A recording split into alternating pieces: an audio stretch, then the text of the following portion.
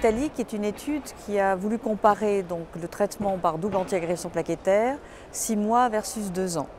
Le rationnel étant une étude randomisée qui était de non-infériorité, donc du 6 mois versus 2 ans, chez des patients all comers qui les seuls exclus étaient les angioplasties du tronc commun et l'infarctus à la phase aiguë. Mais ensuite, tous les autres patients étaient rentrés.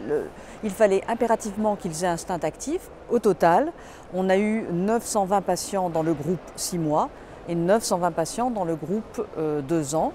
Les résultats ont été assez surprenants à l'époque parce que on a trouvé qu'il y avait à peine, donc à la première année, l'étude était positive, c'est-à-dire que 6 mois étaient non inférieurs à 2 ans. Autrement dit, on peut tout à fait traiter nos patients uniquement 6 mois après un stent actif.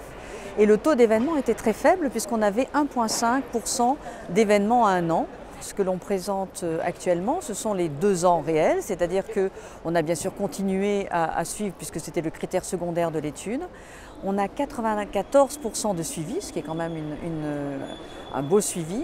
Et pareil, l'étude reste toujours inférieure, l'infériorité a été atteinte, c'est-à-dire qu'on peut tout à fait traiter 6 mois versus 2 ans simplement après un stent actif par la double antiagression plaquettaire.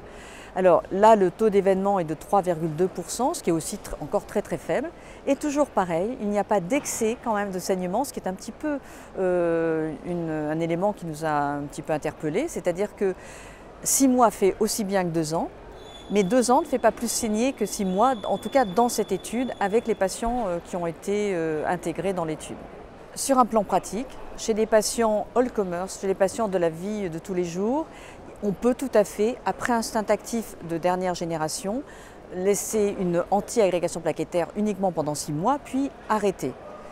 Le seul élément important, c'est les patients à très haut risque, comme les patients qui ont fait un antécédent d'infarctus, ceux-là probablement bénéficieraient d'une prolongation de la durée des anti-agrégants plaquettaires.